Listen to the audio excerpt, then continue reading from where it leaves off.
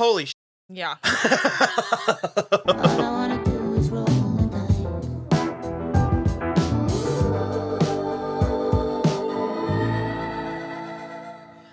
Hello, everybody. I'm Will. And I'm Kristen. This is so I'm watching The Hunting Wives, Season 1, Episode 3, apparently. It felt like a season finale. Sunrise tells the story. So much is happening. Wow. Yeah. Okay. We have neglected to mention there was a missing girl, Casey Crummel. They've mentioned her in the first 2 episodes.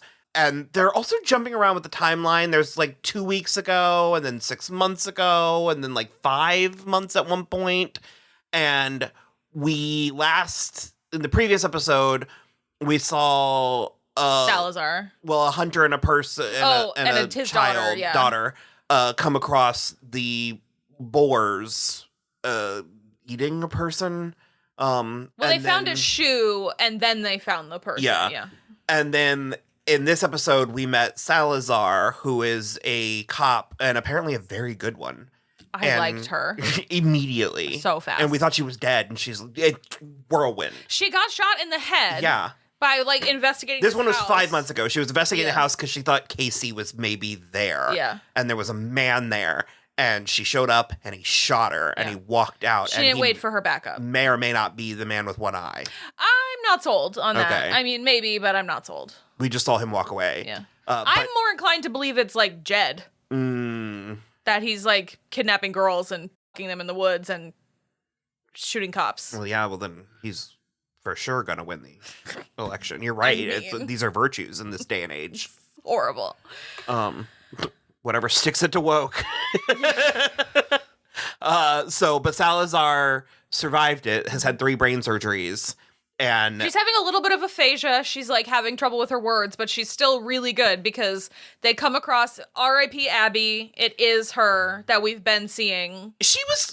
I feel it's tragic regardless, and I'm with you. I feel terrible for Star. Yeah. But it's she was annoying in this episode. She was really trying my patience in this episode. I agree with you so much. However, I really, really, really wanted her to tell Jill that Brad was fucking Margo. Uh-huh. And she didn't get the words out. I feel like Jill knows. No. I don't think she does. I think she might suspect. No, I don't think so. Okay. Not even a little bit. Okay. And Margo especially was nobody knows about this. Yeah. Well, they apparently... Because her biggest issue is that Abby is trash. She doesn't... If she had even an inkling that her friend was sleeping with her son, the pastor's wife, I don't think that she would let that she knows slide. he's slutting around. No. She gave him that speech. What? I need to speak with you. Okay, go ahead. When you have sex, Oh, Mom, come on.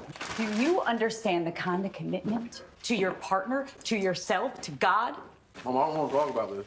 Well, if you're not ready to talk about sex, then you certainly aren't ready to have it.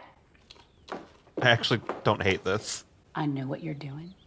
You're playing a dangerous game. Because he's having Just sex Abby? with Abby. Okay. He doesn't want her to have she doesn't want him to get her pregnant. Yeah, and then she's stuck because she can't have an abortion. Yeah. They got rid of all the All clinics the in Texas. Praise Jesus. I kind of, as gross as the undertones and overtones of that conversation was, I did kind of like that Jill was just talking to her son so bluntly about sex. Yes. I really appreciated that she was sort of listen, I think that just talk about it. It's just real. It's just going to happen. Pretending it doesn't exist is not, it's never going to be But that's her main concern is that he's going to get an inappropriate girl pregnant. I don't think she has even a slight idea. They just keep going on about how poor she is. And I was like, that house is great. And she has an ensuite bathroom. Yeah. Although it wouldn't, after this episode, it wouldn't surprise me if that was her mother's room.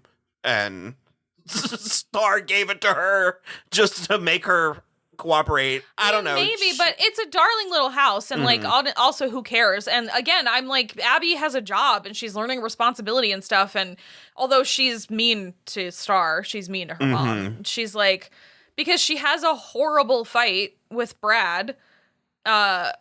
because he's using Signal, so he's going straight to the top of the political Pentagon, food chain too. And it's clearly to text with Margo. And she's like, why are you sending... She takes his phone and is like, why are you sending encrypted text messages? And he gets super pissed, and then the phone goes out the window. He's just not... He's not even a little bit that valuable of a prize. No. And she's acting like he's her entire world, and it's gross. Yeah, and that's the thing is, like, Star was so right. She's like, I was in high school. I understand. I know why you think he's so great, but, like, you are going to have, like, so much more to do than this guy. And she's still talking about going to Baylor with him. And don't worry, she'll finish her GED anywhere. And she just wants to be with him. And I, like, no, barf. And now she can never have a better life. Well, they also apparently had a secret that is presumably something we don't know about, which makes me believe that maybe she got pregnant, but... No, I don't think they have a secret. I think she knows about Margo. Okay. That's all I think she was going to tell Jill. Well, but what did he tell Pastor... I assume it was just about the Pete? Sex, but I'm not sure. Yeah. Pastor Pete, yeah. All I want to keep doing is Pastor Skip. Yeah, I don't know. It felt like they were talking about it in such a way that I feel like there's another element that we don't know of. I mean, I think I would accept if it was just the sex and or the affair with Margo, but... Yeah. I don't know. See, that's the thing is, like, I don't think that Brad would have told Pastor Pete about his affair with Margo, but I feel like I don't know what else. He's also... so creepy. Creep. Take the fucking beanie off. Yeah, well, I have a feeling he's wearing a wig, and that's why. No. I thought you were going to say he's bald, because I almost made a joke. No. But yeah, he's definitely trying to make it with Abby, and she's like, no, definitely not. And then later he's wanking in the car. Masturbating to pictures. Just on the side of the road. Yeah, to her Instagram. Yeah, because Jill drove by past him, frantically looking... This bitch. She had laser vision. She's like, ew, Pastor Pete. Is it Abby? Yeah. Oh, I don't know. Also shit hammered. Jill? On white wine. Yeah. She was unraveling. Yeah. Because she didn't know where Brad was, and Abby didn't know where Brad, because she went to Cream Pie's party. He said it so many times. And when we met him, he did not disappoint. Hey, Cream Pie, you know where Brad is? I heard he got in your pants. You look there. He lived up to. That seems like a guy named Cream Pie. So he wasn't there, and Jill didn't know where he was, and he's at the lake house with Margo and Jamie and Sophie, who are just having a real 80s Miami party. Is that what she was wearing? Snorting Xanax? I don't know. Come on, baby girl. We've really gone down a dark path.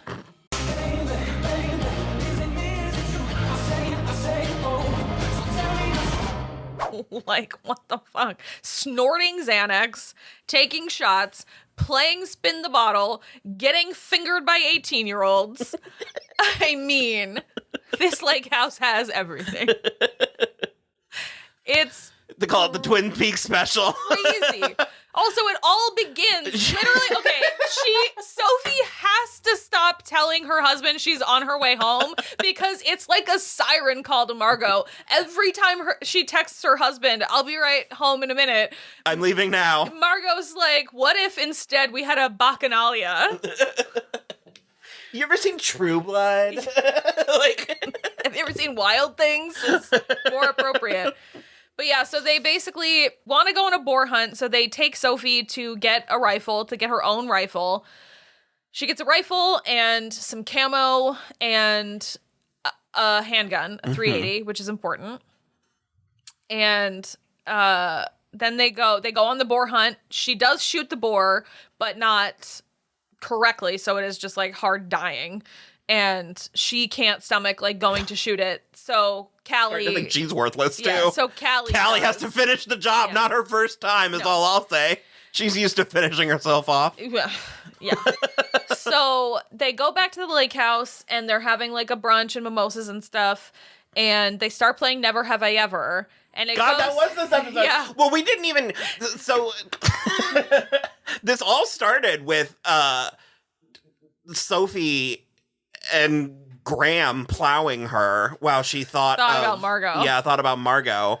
And he continues to be just like, I don't know what show he's on. Yeah. Like, he's not plugged in. He's not tuned in to anything that's going on. Yeah. And so they decide to go to the lake because they need like a day at the lake. And then Margo, because Sophie's not answering her phone. Margo, After she saw her with Brad. So it's like she wants to make sure that she's not going to like. She just tell shows up people. and commandeers Sophie. She like rides in on a jet ski. Oh boy. Hi. Baby, this is Margo. amazing. What are you doing here?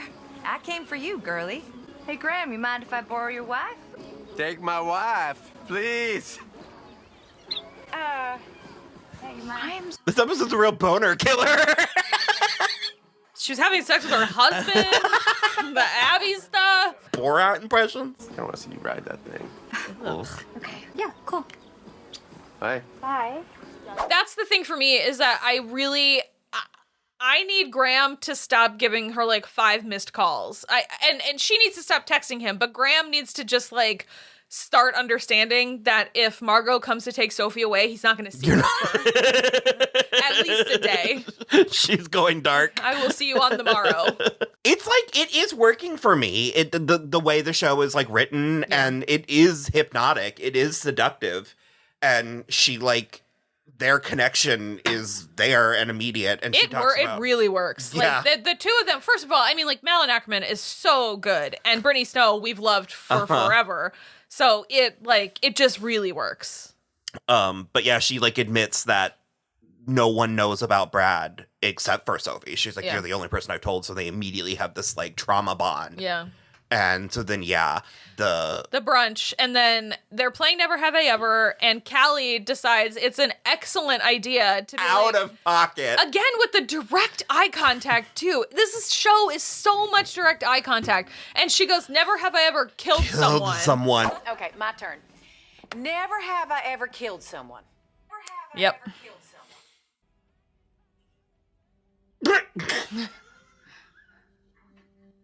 What? What is this? It's a game. You know the rules. Well, it seems like you already know, so. I had an accident. I hit a pedestrian. She died. Thankfully, we got a fancy lawyer who made it all go away. But it didn't really. It follows me everywhere.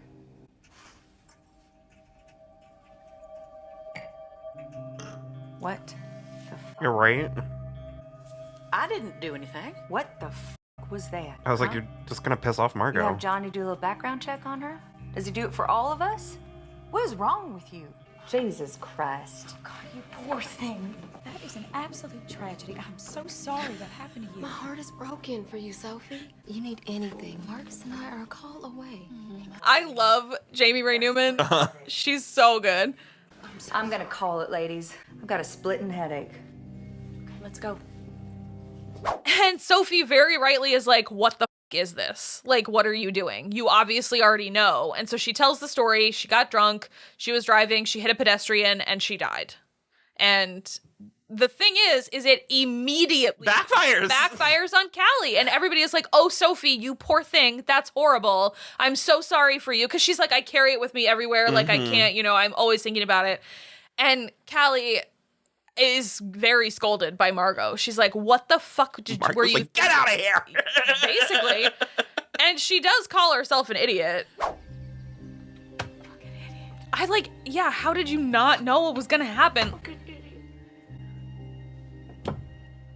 And that's the thing about women like this and this type of group of women at a certain section of society. You can't be running background checks. You can't be doing that in the first place, because it's like, how can you still be friends? There's no trust. So even by her background checking a relative outsider, it puts it up for grabs for the rest of the women, being like, would you do that to me? Because your husband's the sheriff. So yeah, she's in trouble. Callie's in trouble. Yeah. And she knows it. Yep. And so, yeah, and then that's when Sophie was leaving. Yeah. And then Margo convinced her to stay, and then she brought the boys over. I still like Jamie. I feel like I'm not supposed to. I kind of like Jamie. He actually seems a little bit like it's gross. He's a teenager, but he is 18. Yeah, well, he just isn't smarmy. Brad is just like... No, he just is like, you're so pretty, and then tries to finger her and doesn't put her head or hands anywhere near his penis. So... If it's a low bar, but he's getting over it. He's a gentleman. He's as much of a gentleman as an 18-year-old can be. Also, Chosen Jacobs, I think, is doing a really good job. And they have pretty good chemistry too. Him and Brittany Snow. She's going for it. They did kiss. A handful. That implies she's active. She's kissing back. Yeah. It is kind of happening to her, though. Yeah, she's just like along for the ride. She's just down in a way that I kind of get. It's like we talked about this a little bit when we were working on Fairy Tale, specifically when we were talking about Rapunzel and Penelope. Sure. Where I was like, that friend that's like fun and cool and she makes you feel good about yourself and you don't realize you're crossing boundaries until you're like, the line is a dot. Like you wake up at 7 a.m. the next day, high on meth. At the dock. Yeah. And it's like, oh, oops. Yeah. The show is really capturing that, Absolutely. I feel vicariously, Sophie is down so bad for Margo.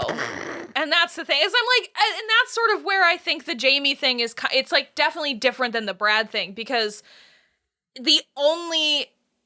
it seems that her and her husband have not had sex in it, maybe for 2 years, maybe since she killed the guy or the lady. And so in that sense, it's very the only reason she had a satisfying go around with her husband is because she was thinking about Margo. So maybe she does need to get plowed by an 18-year-old basketball guy. Well, she seems because she's at the emulating Margo stage. Yeah. Where it's I feel like the... doing Margo is the final. Let's try a couple of these smaller. Having sex with Margo is the final boss of this downward spiral. Oh man, I'm trying to think what else. I think that's mostly it. Because we started with the Abby stuff. Yeah, Abby is very unfortunately dead. Salazar, because the one guy, his name is Flynn. The other cop is very she got eaten by hogs, and Salazar's that's an exit wound. Unless one of those hogs had a 318. Yeah, 380. Sure. But yeah, just... But it did end with Sophie getting home. Graham was nowhere to be seen. Yeah, I feel like we saw those CPS papers for a reason. I feel like that she's gonna... Unless he's just that clueless, I feel like they're both options at this point. Yeah. But yeah, she went to go put her gun away and it was missing. Dun dun dun. Yeah, and her gun is also a 380, so... Yeah. It's the one that killed Abby, so. No, for sure, but I do kind of feel, I still, I guess I could go either way now. I kind of was still thinking that Callie might do it, but since she fucked up so bad, and she doesn't have really any, unless she's just trying to frame Sophie. We still have 5 episodes, so it's we'll find out. There's twists, and methinks there's twists and turns left in this maze, so. For sure. Wild. Yeah. Wild. Oh, God, I am loving it. Because that's just the thing is that, somebody would have had to break into the lake house, unless it was people Brad. are. Yeah. Unless it was Brad that went out and plausible. Yeah, but because the boots could belong to any that they could be men's boots or women's boots. They were. I can't remember. Big. We just saw the boots. We didn't see. We just saw the boots, and then we saw Margo wearing very similar boots, but also it's fucking Texas. Everyone's got black cowboy boots, so yeah. So yeah, wild. Super wild. Bye.